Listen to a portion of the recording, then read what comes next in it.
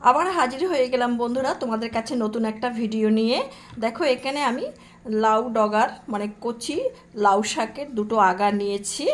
এইটা দিয়ে আজকে আমি একটা রেসিপি তৈরি করব। তো প্রথমে দেখো আমি এই লাউ ডগার এটাগুলোকে একটু হালকা করে ছাড়িয়ে নিচ্ছি। একদম কচি লাউ ডগা, পুরোটা না ছাড়ালেও কোনো অসুবিধা নেই। এইরকম করে পুরো লাউ ডগাটাকে কেটে নেব, তার সঙ্গে এই কচি পাতাগুলোকেও আমি দিয়ে দেব। পুরো লাউ ডগা দুটোকে আমি এইভাবে কেটে নিয়েছি বন্ধুরা। তার সঙ্গে কেটে নিয়েছি এক টুকরো লাউ।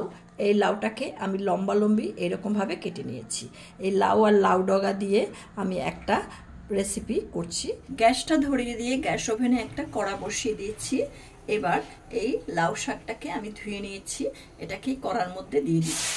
তার সাথে দিয়ে দিচ্ছি এই লাউয়ের টুকরোগুলো। হাফ চামচ লবণ দিয়ে দিচ্ছি, দিয়ে দিচ্ছি অল্প একটু জল।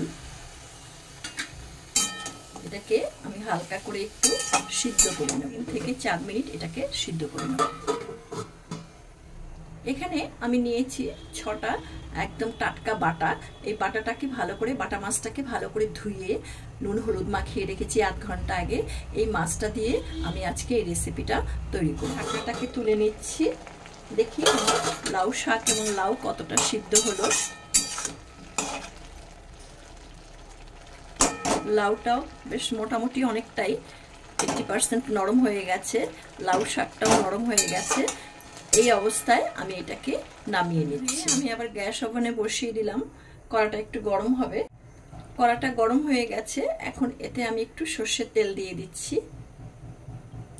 এখানে আমি প্রায় 3 টেবিল চামচ সর্ষের তেল দিয়ে দিলাম। তেলটা গরম হয়ে গেছে, তেলের থেকে দেখো ধোঁয়া উঠতে শুরু করেছে। নুন হলুদ মাখা মাছগুলো, এইগুলোকে আমি এক এক করে এই তেলের মধ্যে দিয়ে ভেজে নেব।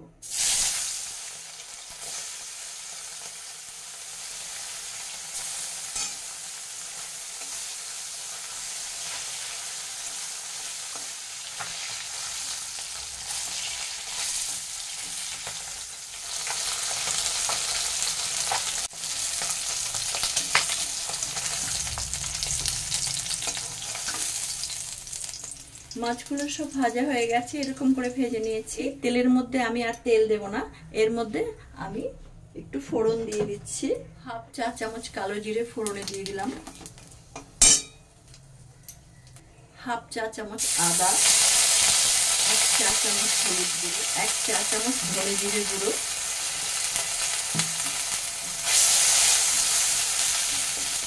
যাতে পুড়ে না যায় ওই জন্য অল্প একটু জল এর মধ্যে দিয়ে দিলাম। এখন এতে দিয়ে দিচ্ছি একটা কাঁচা টমেটো। কাঁচা টমেটোটাকে আমি 4 টুকরো করে নিয়েছি। কাঁচা টমেটো না থাকলে তোমরা লাল পাকা টমেটো দিতে পারো। আর দিয়ে দিচ্ছি 2টো কাঁচা লঙ্কা ছিঁড়ে।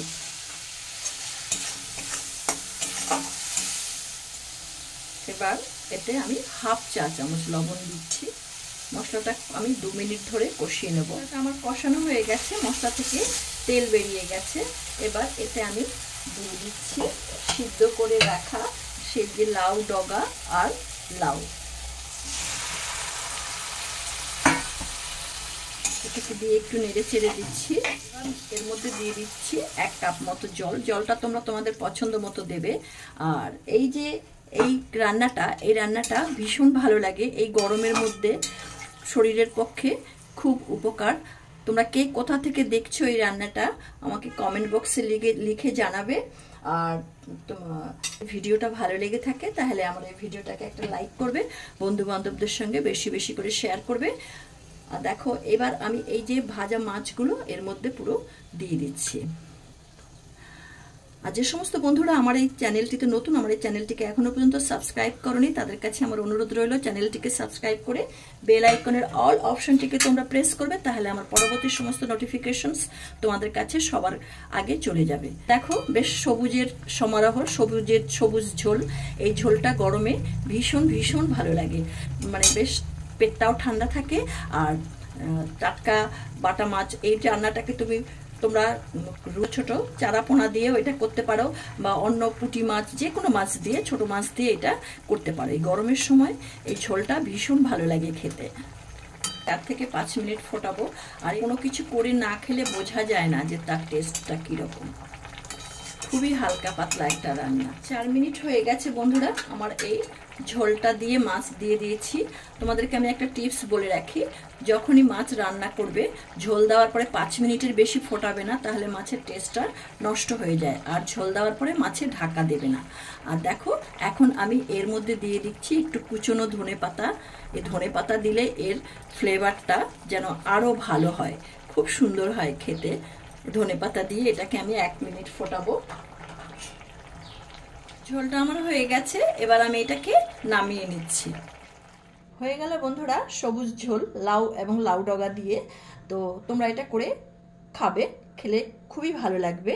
আর তোমাদের সঙ্গে আমার আবার দেখা হবে নতুন কোনো ভিডিও নিয়ে। তোমরা ভালো থেকো, সুস্থ থেকো, ধন্যবাদ।